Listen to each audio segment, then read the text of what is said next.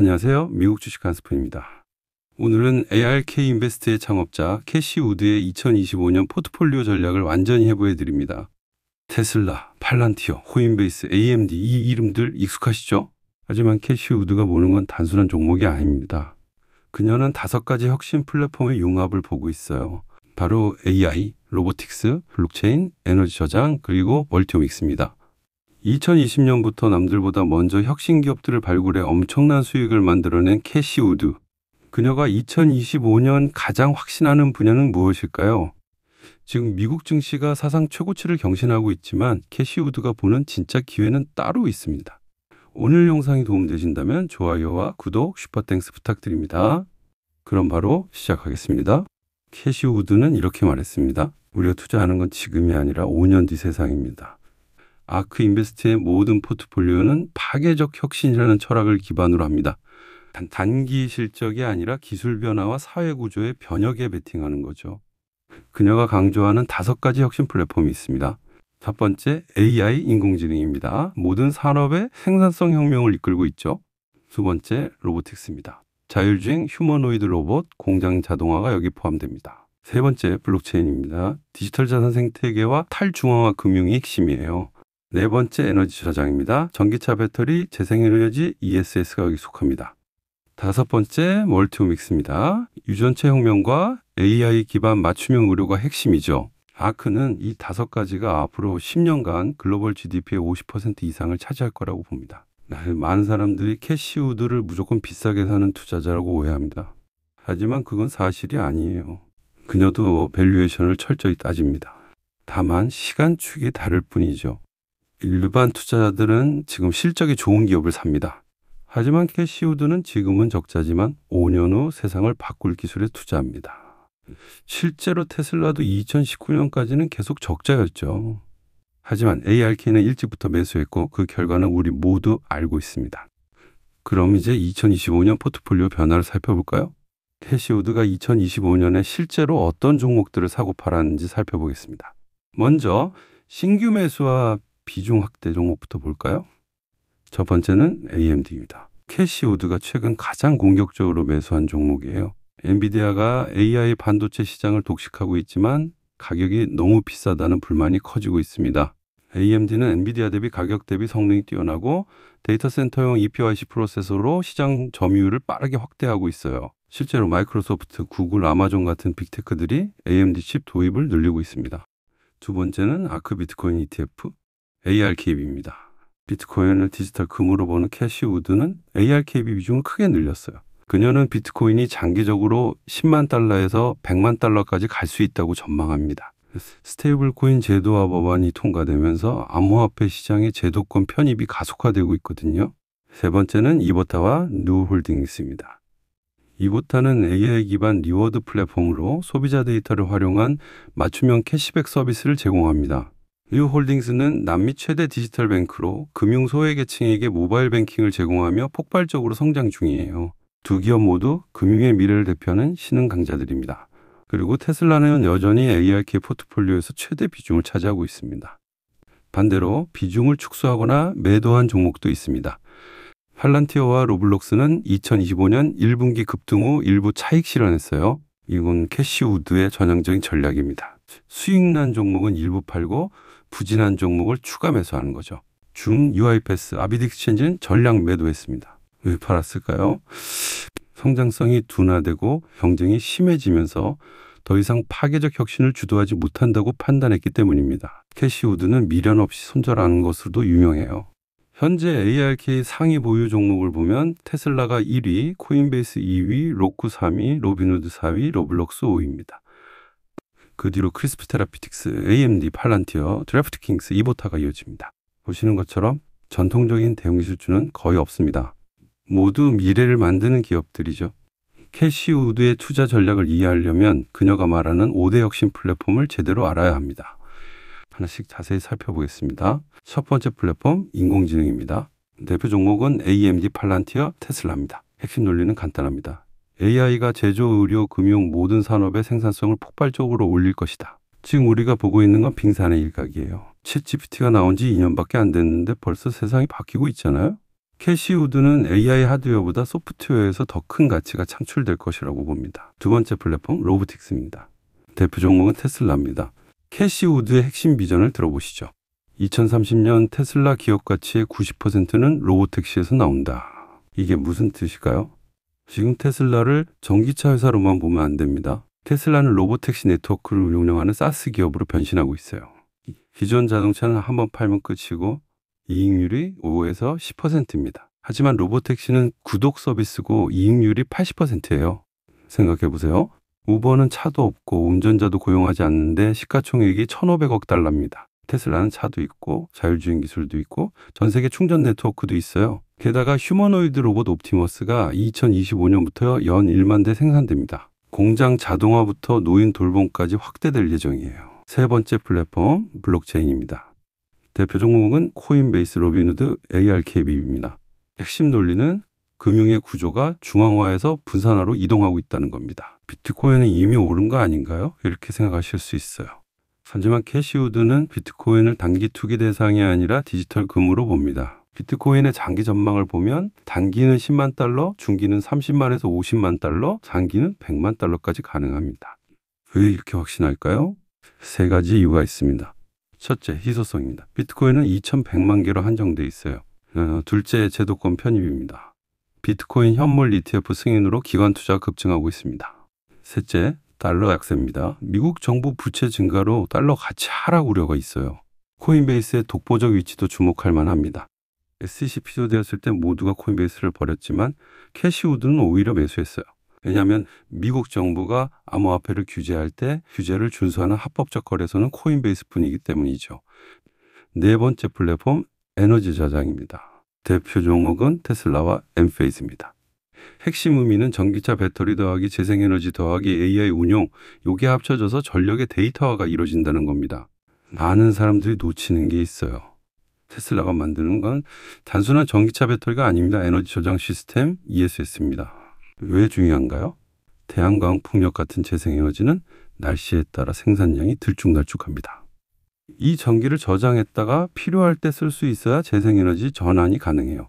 테슬라의 파워월 메가팩은 바로 이 시장을 겨냥한 제품입니다. 다섯 번째 플랫폼 멀티오믹스입니다.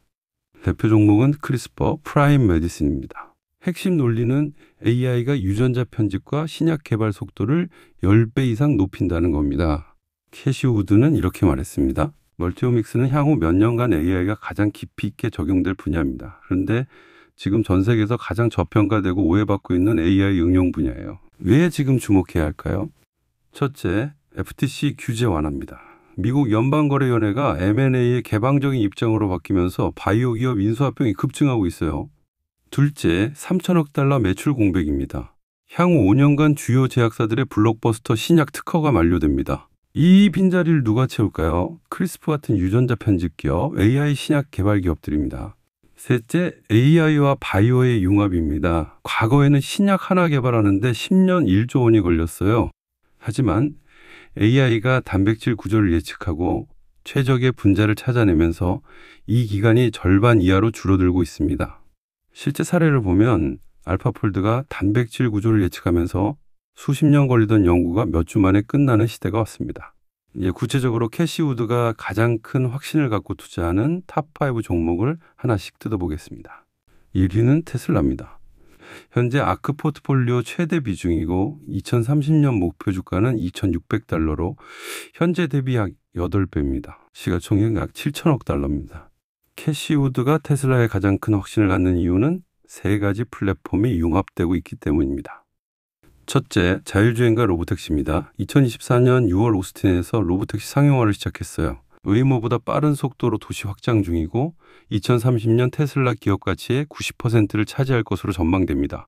둘째, 로보틱스와 휴머노이드입니다. 옵티머스 로봇이 2025년부터 연 1만 대 생산되고 공장 자동화, 노인 돌봄, 물류 등으로 확대됩니다. 수천억 달러 신시장 창출이 가능하죠. 중요한 건 2,600달러 목표가의 옵티머스 가치는 미반영됐다는 겁니다. 셋째, 에너지 저장 시스템입니다. 파워월, 메가팩 사업이 성장하고 있고 재생에너지 확산의 핵심 인프라죠. 높은 마진의 반복 수익 구조입니다. 1위는 팔란티어입니다. 2025년 1분기 연초 대비 86% 상승했고 S&P 500 편입을 완료했습니다. 시가총액은 약 1,200억 달러입니다. 팔란티어는 빅데이터와 AI를 결합한 의사결정 플랫폼입니다. 정부기관과 대기업의 복잡한 데이터를 분석해서 실시간 인사이트를 제공하죠. 2023년 엔비디아를 일부 매도하고 팔란티어를 대량 매수했을 때 언론의 비판이 쏟아졌습니다. 왜 잘 나가는 엔비디아를 파냐고요. 하지만 결과는 어땠나요? 엔비디아도 올랐지만 팔란티어는 더 많이 올랐어요. 캐시 우드는 이렇게 설명합니다. 엔비디아가 AI 하드웨어라면 팔란티어는 그 하드웨어를 활용하는 소프트웨어입니다. 진짜 가치 창출은 소프트웨어에서 일어납니다. 최근 호재로는 AI 에이전트 시대가 오면서 기업들의 AI 소프트웨어 도입이 급증하고 있고 트럼프 행정부의 국방비 증액으로 국방 계약이 확대되고 있습니다. 민간 사업도 금융, 헬스케어, 제조 등 다양한 산업으로 진출하고 있어요. 3위는 코인베이스입니다. ARK 포트폴리오 상위 5위권이고 스테이블 코인 제도와 법안 통과로 수혜를 받고 있습니다. 시가총액은 약 600억 달러입니다. 코인베이스는 단순한 암호화폐 거래소가 아닙니다. 디지털 자산 시대의 인프라 기업입니다. 2023년 SEC가 코인베이스를 피소했을 때 대부분의 투자자들이 주식을 팔아치웠습니다. 하지만 캐시우드는 오히려 대량 매수했어요. 왜냐하면 미국 정부가 암호화폐를 규제할 텐데 그 규제 속에서 살아남을 기업은 투명하고 컴플라이언스가 확실한 코인베이스뿐이라고 봤기 때문입니다. 최근 호재를 보면 트럼프 행정부의 암호화폐 친화 정책, 스테이블 코인 제도와 법안 통과, 비트코인 현물 ETF 승인으로 거래량 급증, 기관 투자자 진입 가속화가 있습니다. 비트코인이 오르면 거래량이 증가하고 코인베이스 수수료 수익이 증가합니다. 게다가 스테이블 코인, 스테이킹, 커스터디 서비스 등 다양한 수익원을 개발하고 있어요. 4위는 AMD입니다. 캐시우드가 최근 대량 신규 매수했고 AI 반도체 시장 점유율 확대 중입니다. 시가총액은 약 2,400억 달러입니다. AMD는 한마디로 저평가된 AI 반도체 기업입니다. 엔비디아 칩이 너무 비싸다는 불만이 커지면서 대형 테크 기업들이 AMD로 눈을 돌리고 있어요. 첫째, 가격 경쟁력입니다. 엔비디아 H100 칩은 약 3만에서 4만 달러인데 AMD MI300X 칩은 약 1만에서 2만 달러입니다. 성능은 비슷한데 가격은 절반이에요. 둘째, 빅테크 고객 확보입니다. 마이크로소프트 애저는 AMD 칩 도입을 확대하고 있고 구글 클라우드는 AMD EPYC 프로세서를 사용합니다. 아마존 AWS도 AMD 인스턴스를 추가했어요. 셋째, 데이터 센터 매출이 급증하고 있습니다. 2024년 데이터 센터 매출은 전년 대비 122% 증가했어요. AI 서버용 CPU와 GPU 모두 강세입니다. 5위는 뉴홀딩스입니다. 캐시우드가 신규 편입한 종목이고 남미 최대 디지털 뱅크입니다. 시가총액은 약 600억 달러입니다. 뉴홀딩스는 신흥시장의 혁명을 대표하는 기업입니다. 남미는 아직도 많은 사람들이 은행 계좌조차 없는 금융 소외 지역이에요. 뉴홀딩스는 이런 사람들에게 스마트폰 하나로 은행, 투자, 결제 서비스를 모두 제공합니다. 비즈니스 모델의 혁신을 보면 기존 은행은 오프라인 지점이 필요하고 운영 비용이 높고 수수료가 높고 고객 획득 비용이 높습니다. 하지만 뉴홀딩스는 오프라인 지점이 불필요하고 운영 비용이 극히 낮고 수수료가 낮고 고객 획득 비용이 낮아요. 성장 잠재력을 보면 2020년에 2천만 명이었던 사용자가 2023년 8천만 명으로도 늘었고 2025년 목표는 1억 명 이상입니다. 지역도 브라질 주력 시장에서 멕시코로 빠르게 성장하고 있고 콜롬비아로 신규 진출했습니다. 서비스도 예금 계좌, 신용카드, 개인 대출, 투자 플랫폼, 보험 상품으로 다각화되고 있어요. 캐시우드가 주목하는 이유는 신흥시장 플랫폼주 중 성장성이 가장 큰 기업이기 때문입니다. 남미의 경제성장, 스마트폰 보급률 증가, 금융 포용성 확대가 모두 뉴홀딩스에게 유리합니다. 많은 분들이 궁금해하시죠? 엔비디아, 애플, 마이크로소프트 같은 매그세븐, 빅테크도 좋은데 왜 굳이 변동성 큰 혁신주에 투자하나요? 캐시우드와 매그세븐 전략의 차이를 명확하게 정리해드리겠습니다. 핵심 종목을 보면 매그세븐은 엔비디아, 애플, 마이크로소프트, 아마존, 구글, 메타입니다. 아크는 테슬라, 팔란티어, 코인베이스, 그리스프로우크입니다. 접근 방식을 보면 매그세븐은 실적과 점유율 기반이고 현재 리더십을 유지하는 방식입니다. 아크는 파괴적 혁신 중심이고 미래의 변화를 선도하는 방식이에요. 리스크를 보면 매그세븐은 안정성을 추구하고 분산 투자를 합니다. 아크는 고위험, 고수익을 추구하고 집중 투자를 합니다. 투자 기간을 보면 매그세븐은 중단기 1년에서 3년이고 아크는 장기 5년에서 10년입니다.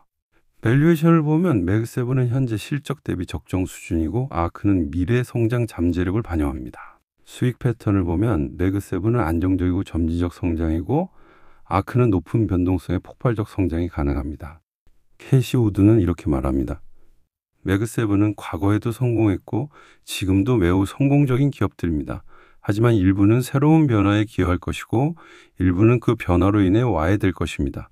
우리는 새로운 세상을 만들어가는 순수 혁신 기업에 투자하고 싶습니다. 실전 사례를 보면 2023년 엔비디아를 일부 매도하고 팔란티어에 집중 투자했을 때 언론의 조롱이 쏟아졌습니다. 미친 짓이다. 엔비디아를 왜 파는가? 하지만 결과는 어땠나요?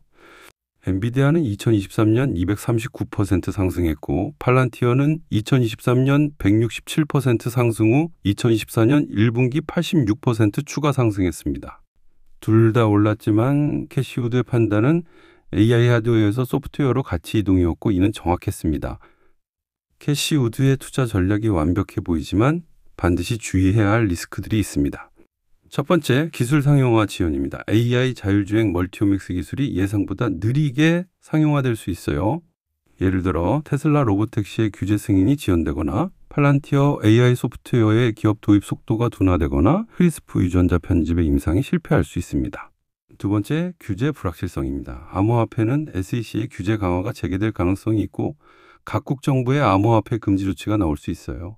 AI는 EU AI 액트 같은 강력한 규제, 데이터 프라이버시 법안, AI 윤리 이슈가 있습니다. 바이오는 유전자 편집 윤리 논란, FDA 승인 지연, 임상 실패율이 있어요. 세 번째, 시장 변동성입니다.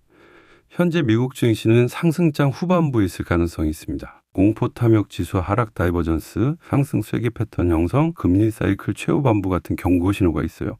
만약 조정이 온다면 고밸류에이션 성장주들이 가장 큰 타격을 받습니다.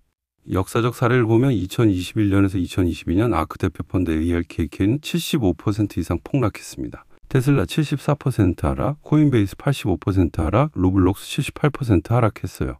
하지만 2023년부터 큰 반등이 왔죠. 이게 바로 캐시우드 스타일 투자의 특징입니다. 극심한 변동성이죠.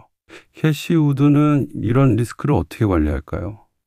첫째, 분산 투자입니다. 5대 플랫폼에 골고루 투자해서 한 분야 실패 시에도 다른 분야에서 보완합니다. 둘째, 지속적 리밸런싱입니다. 수익난 종목은 일부 매도하고 부진한 종목 추가 매수합니다. 셋째, 장기 관점 유지입니다.